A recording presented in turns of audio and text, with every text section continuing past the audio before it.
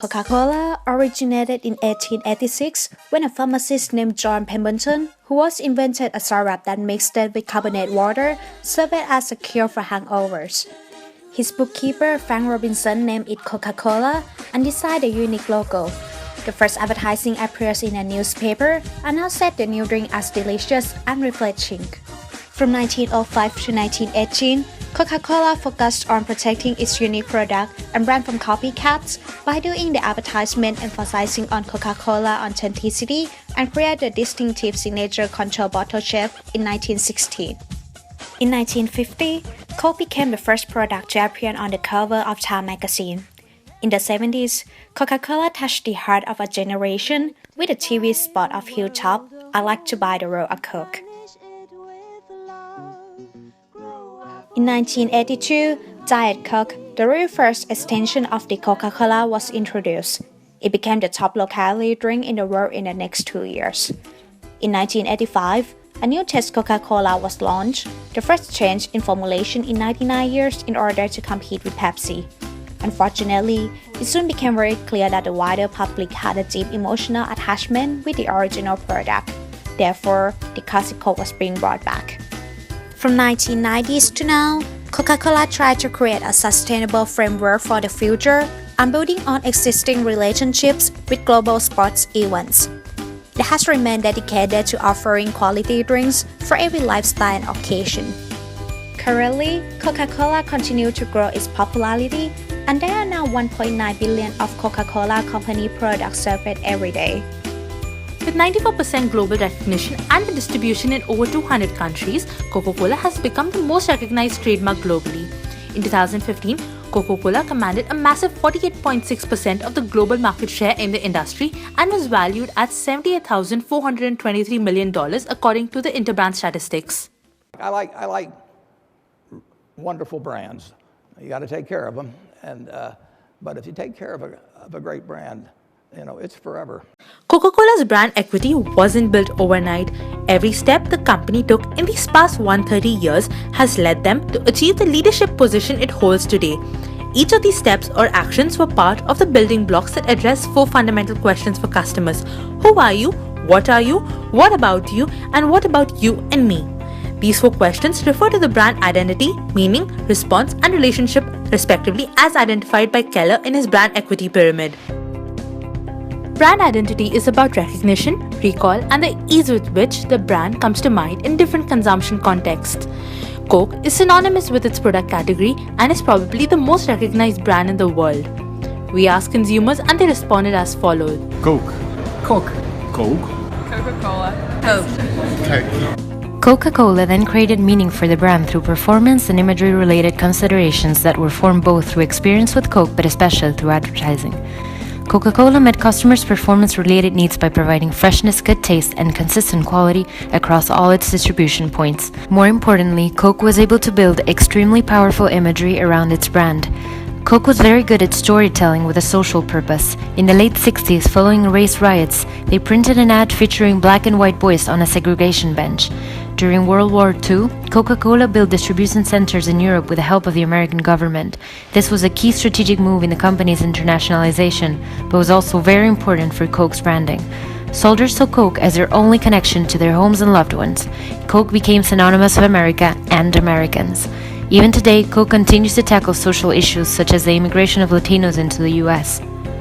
Coke's imagery power went as further as shaping culture. The brand was responsible for defining the look and personality of the Santa we're all acquainted with today. In this way, Coca-Cola has managed to elicit emotional and rational responses from the consumers. Cheerful and fashion and young. It's a unique taste. What do you think? Coke. It's a refreshing drink and it's amazing for hangovers. Energizing for me. That is refreshing. It tastes good. It's my favorite drink. So whenever I feel thirsty, I like Coca-Cola. Coca-Cola has been able to create an attitudinal loyalty to the brand. For instance, when Coca-Cola changed from Coke to New Coke, consumers felt that they were being betrayed by the brand and sent letters to the company saying, "I feel worse than if I had been betrayed by a husband. I don't think I would be more upset if you were to burn the flag in my front yard."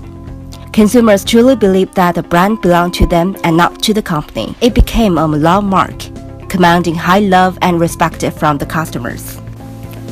Today, Coke's mission is to refresh the world in mind, body, and spirit, inspire moments of optimism and happiness through their brands and actions, and create value and make a difference. Coca-Cola is a brand that is loved by consumers. This has been achieved in numerous ways. Passion-driven behavior is related to a strong desire to use or consume the brand.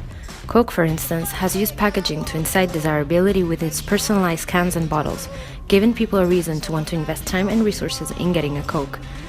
Coca-Cola has also touched upon consumers' deeper life meanings and values, becoming a synonym of happiness and sharing, thus focusing on intrinsic benefits. To the customer, this translates into a strong self-brand integration. Further, consumers who love Coke have developed a sense of attachment to the brand. For instance, Coke collectors have created a bond with the brand through authenticity, history, and legacy. The Coca-Cola Collectors Club, founded in 1974, has over 5,000 members who boast the most varied and rare collections of Coca-Cola items. These consumers are brand champions and have developed deep positive emotional connections with the brand. Coca-Cola is about to announce what it calls the most significant development in its history. Loyal consumers' reaction to the new Coke introduction shows that Coca-Cola has also been able to create and leverage a feeling of anticipated separation distress if the brand were to go away. Finally, today's digital world allows for brands like Coke to create frequent and ongoing interactions with its customers, for example through social media. This leads to a sense of long-term relationship with the brand. Coke created polar bears that would interact with the 2012 Super Bowl game and fans in real time. Coca-Cola was the largest advertiser in the beverage industry in 2014. Although consistency has been an essential part to Coca-Cola's global communication strategy, the company truly embraces the Think Local, Act Local concept. Whilst they have maintained a consistent global image, they have also succeeded in adapting the marketing mix to meet local needs.